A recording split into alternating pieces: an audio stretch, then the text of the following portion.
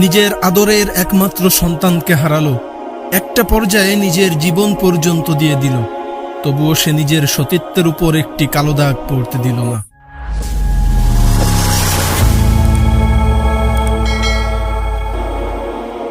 আসসালামু আলাইকুম ওয়া রাহমাতুল্লাহ। বন্ধুরা, আজ আমি আপনাদের সাথে এমন একজন বোনের মৃত্যুর ঘটনা শেয়ার করতে চলেছি, যেটা শুনলে আপনি চোখের পানি ধরে রাখতে পারবেন না, যদি আপনার মধ্যে বিন্দুমাত্র মনুষ্যত্ববোধ থাকে। 40 বছর পূর্বে বাগদাদে একজন কসাই ছিল। ফজরের আগেই সে দোকানে চলে যেত। সে ছাগল মেষ জবাই করে সেগুলো বিক্রি করে অন্ধকার থাকতেই বাড়ি ফিরে যেত। একদিন সে ব্যবসার কাজ শেষ করে বাড়ি ফিরছিল। তখনও রাতের আধার কাটেনি। সেদিন অনেক রক্ত লেগেছিল তার জামা কাপড়ে।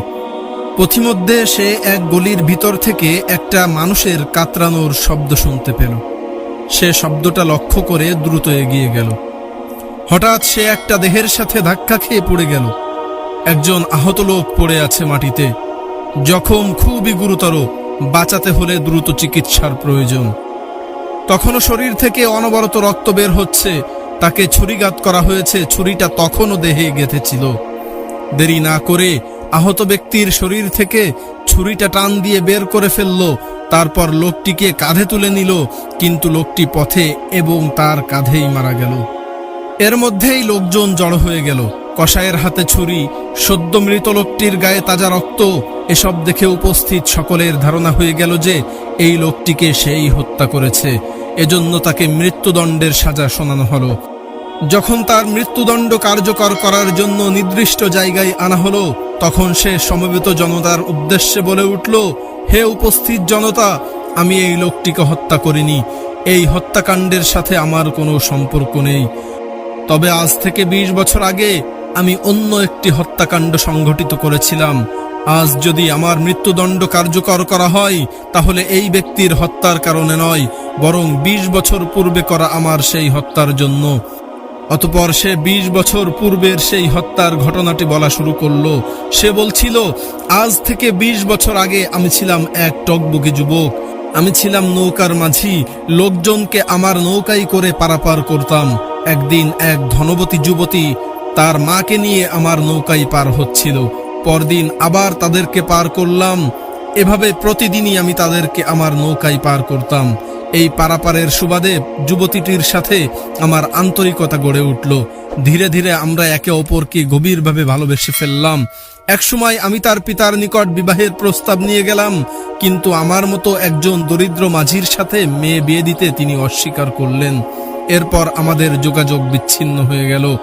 সে আর এদিকে আসতো না। সম্ভবত মেয়েটির বাবা নিষেধ করে দিয়েছিল।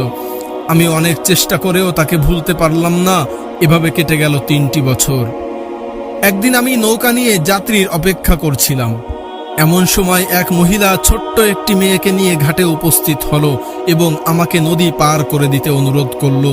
আমি তাকে নিয়ে রওনা হলাম। মাঝ নদীতে এসে তাকালাম তার চেহারার দিকে। চিনতে দেরি হলো না যে এই তো আমার সেই ভালোবাসার মানুষটি। এর পিতা আমাদের মাঝে বিচ্ছেদের পর্দা টেনে না দিলে আজ সে আমার স্ত্রী থাকতো। আমি তাকে দেখে অনেক খুশি হলাম। তার সাথে অনেক মধুময় কথা বলতে শুরু করলাম, কিন্তু সে আমার প্রতিটি কথার উত্তর করছিল খুবই সতর্কতার সাথে এবং বিনয়ের সাথে। কিছুক্ষণের মধ্যেই সে জানালো সে বিবাহিতা এবং সাথে থাকা শিশুটি তারই সন্তান। আমার মন খুব অস্থির হয়ে গেল। আমি নিজেকে নিয়ন্ত্রণ করতে পারলাম না। একটা অশুভ ইচ্ছা আমাকে তাড়া করলো। এক পর্যায়ে যৌন পিপাসা নিবারণ করার জন্য আমি তার সাথে জোরাজুরি শুরু করলাম। সে আমাকে মিনতি করে বলল, আল্লাহকে ভয় করো, আমার সর্বনাশ করো না। তার কথায় আমার মন একেবারেই নরম হলো না। তখন অসহায় নারীটি শরীরের সমস্ত শক্তি দিয়ে আমাকে প্রতিরোধের চেষ্টা করলো। তার শিশুকন্যাটি চিৎকার করে কাঁদতে লাগলো। আমি তখন তার শিশুকন্যাটিকে শক্ত করে ধরে বললাম, তুমি আমার এই প্রস্তাবে সাড়া না দিলে তোমার সন্তানকে আমি পানিতে ডুবিয়ে মারব। তখন সে কেঁদে উঠল, হাত জোড় করে মিনতি জানাতে লাগলো। কিন্তু আমি এমনই অমানুষে পরিণত হলাম যে নারীর অশ্রু ও কান্না কিছুতেই আমার মনকে বিগলিত করতে পারল না। আমি নিষ্ঠুরভাবে শিশু মেয়েটির মাথা পানিতে চেপে ধরলাম।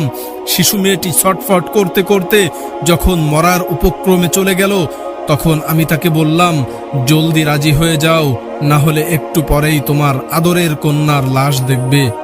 কিন্তু আদরের একমাত্র সন্তানের মায়ায় এবং সতীত্বের ভালোবাসায় বিলাপ করে কাঁদতে লাগলো, যা আমার কাছে ছিল একেবারেই মূল্যহীন।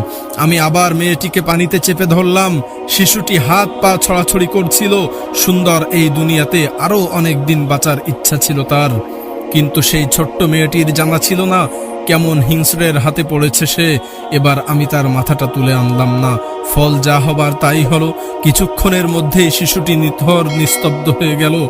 আমি এবার তাকালাম তার দিকে, কিন্তু মেয়ের করুণ মৃত্যুও তাকে নরম করতে পারল না। সে তার সিদ্ধান্তে অনড় অবিচল। তার দৃষ্টি যেন বলছিল, সন্তান গেছে, প্রয়োজনে আমিও যাব, জান দেব, তবুও নিজের সতীত্বে দাগ লাগতে দিব না। কিন্তু আমার মনুষ্যত্ব হারিয়ে গিয়েছিল। আমি নেকড়ের মতো তার দিকে এগিয়ে গেলাম, চুলকে মুষ্টিবদ্ধ করলাম, তারপর তাকেও পানিতে চেপে ধরলাম। বললাম, এখনো সময় আছে, যদি জীবনের মায়া থাকে তাহলে আরেকবার ভেবে দেখো। কিন্তু সে তখনও ঘৃণা ভরে না বলে দিল। আমিও তাকে চেপে ধরে রাখলাম। একসময় আমার হাত ক্লান্ত হয়ে এলো, সাথে সাথে তার দেহটাও নিথর হয়ে গেল। আমি তাকে পানিতে ফেলে দিয়ে ফিরে চলে এলাম। খবর আল্লাহ ছাড়া আর কেউ জানল না। মহান সেই সত্তা, যিনি বান্দাকে সুযোগ দেন কিন্তু ছুঁড়ে ফেলে দেন না। এই করুণ কাহিনী শুনে উপস্থিত সবার দৃষ্টি ঝাপসা হয়ে এলো। এরপর তার এত বড় কুকর্মের কারণে তার মৃত্যুদণ্ডের পন্থা বদলে দিয়ে তাকে শিরচ্ছেদ করে হত্যা করা হলো। এই ঘটনাটি আমার সে সকল বোনদের জন্য যারা বিবাহের পূর্বেই নিজের সতীত্বকে সস্তা মনে করে বিলিয়ে দেন। এই ঘটনায় এই বোনটি নিজের মেয়েটা নিজের চোখের সামনে ছটফট করে মৃত্যুর কোলে ঢলে পড়তে দেখলো, তবুও সে আপোষ করল না। নিজের জীবন দিল, তবুও নিজের মান সে বিলিয়ে দিল না। তার সতীত্ব ও সম্ভ্রমের গায়ে একটা কাঁটাও ফুটতে দিল না। আল্লাহু আকবার। আল্লাহ আমাদের সকল বোনকে নিজের সতীত্বের সঠিক মর্যাদা দেওয়ার তৌফিক দান করুন। আমিন সুম্মা আমিন।